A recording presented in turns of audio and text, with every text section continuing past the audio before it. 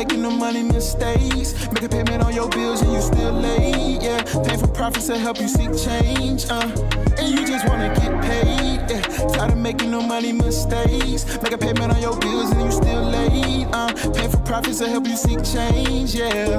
Cut the show and just listen. You wanna feel empowered by making money decisions. Residual by the hours can get you a better living. Bitch at the check, you know, and it could be different, you know. What's going on, y'all? Another episode with Convos with the CFP, Mario Payne. I'm a CFP here in Jacksonville, and today we're going to talk about a conversation I had with a client. The fun part about my job is that, of course, we're able to help people make money. When the market's good, you make money. The bad part about your job is when families are bickering and if something happens to a person, you have to be the mediator and the go-between one family to another. So the situation, had a client, client is sick, not fun when you see a client sick. You have a mother involved and you have a daughter involved, but the mother is not the biological mother, it's the stepmother, and that is just issues. When we open up an account, we want to make sure we look for the future, what's going to happen if we get sick.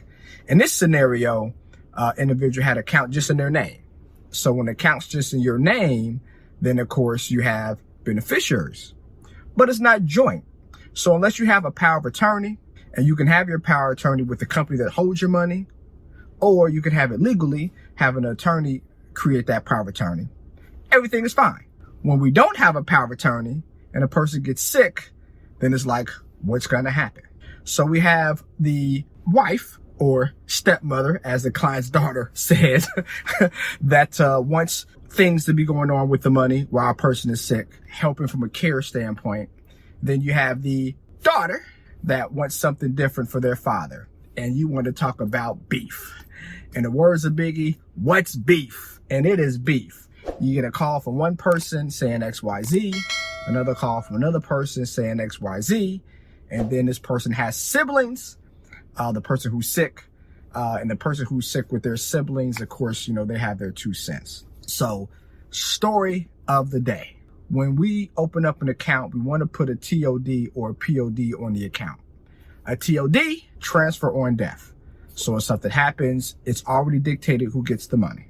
Also, we want to put a power of attorney. And every single financial institution has their own power of attorney on file. So you don't have to go to a attorney per se to create a financial power of attorney for your investment account. You can do it right there with that investment firm. So we clear it through TD Ameritrade. TD Ameritrade has a power of attorney right then and there. So a third party who's not on the account can make decisions if a person gets sick. Charles Schwab, they have their own power of attorney paperwork internally. So if you have a Charles Schwab account and a Fidelity account, then that power of attorney with Charles Schwab only works for Charles Schwab. If you have a Fidelity account and your power of attorney is with Charles Schwab, not so much. So you want to make sure every financial institution you have an account with, you also have a power of attorney with, as well as a POD or TOD. POD, most banks use the PODs. That's called power on death. So if something happens, that money gets passed down without probate. A TOD, transfer on death with brokerage firms, same situation. If something happens, the money gets passed down with no probate. So conversation was, hey, wife, understand you guys are married. However, the account is in his name. We really cannot make any decisions because the account's in his name. She wants to use it for care, make sure everything is squared away. Heaven forbid if something happens. We really can't do that by law. Daughter, well, I'm the beneficiary, so I don't want the mother to be spending any money on any care. I know my father's wishes, and his wishes was whatever happens, happens. This is my money, and I don't want her stepmother to be spending my dad's money. Very, very sad situation.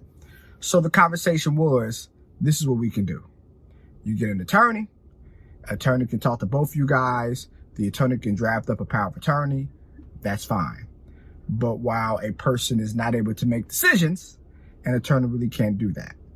So very tough conversation having it with a spouse who wants to take care of their significant other, wants to make sure that she does whatever she can to make sure that he's here and healthy.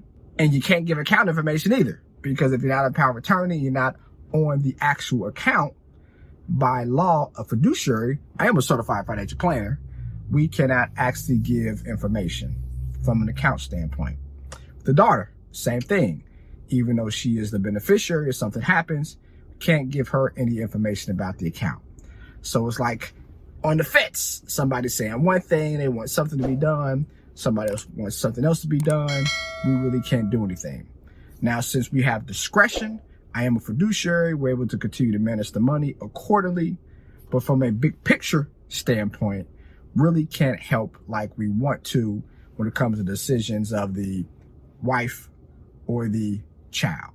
So lesson to be learned. Number one, when you open up an investment account, make sure you either legally have a power of attorney already created, or you have a power of attorney to make decisions on that account with that financial institution. Number two, on every single account that we have with a financial institution, you want to make sure you have what you call a POD, power on death, or with a broker's firm or an investment firm, a TOD, which is transfer on death. That'll make sure if something happens, all the money gets passed down. So when that happens, there's no squabbling, not in the middle. We don't want that. We want things to be civil. If a person's sick, hey, we want them to get better. And we know everything is all roses, but then once money gets involved, people act a certain way, understandably so. People do things understandably or not understandably so. And it's just a whole dynamic. And when things are said, when things are done, you can't take those things back. The actions that you have, spiteful or not spiteful, you can't take those back. So to make sure that our family doesn't go through that, to make sure there's no animosity for years down the road, I would strongly recommend do a power of attorney with that financial institution, or use an attorney to get that power of attorney. And also you want to have a POD, power of death, or a TOD, transfer on death. Now with the power of attorney, when a person passes away, it's gone. You cannot still use that power of attorney. A power of attorney is only good when a person is still living. Even if they're sick and maybe cannot make decisions, you can only use that power of attorney when a person is still living. When it comes to the TOD, transfer of death or power on death, putting beneficiaries on the account, that actually supersedes a will. A will might say if something happens to me, they get XYZ, but that beneficiary gets it because a beneficiary on a banking or financial institution supersedes what the will says. The will might say Sally gets 50%, Diane gets 100%, but the actual beneficiary form says Jessica gets 100%. Well, we know what the will said, but again, it supersedes. So Jessica in that instance would get 100%. Now, if you have a trust, different, because a trust basically dictates what happens to the money when you actually pass away. So a will and a beneficiary says who gets the money, but the trust says how the money can be spent. So if you want to give the money to Jessica, and you know Jessica gonna blow through that money like it's 1999, then your will should say Jessica gets 5% of the money every year for 20 years, 10% of the money every year for 10 years. Jessica has to kind of meet certain things, graduate college, get a job, those types of things to get money. So you can put roadblocks to make sure that Jessica or any beneficiary that you have does not blow through the money. And how you do that, not with the will, not with the beneficiary form, but with the actual trust. So if you have your inklings that some family might blow through the money, spend a couple $1,000s to do the trust to make sure your wishes along the way are being executed like you wanted to.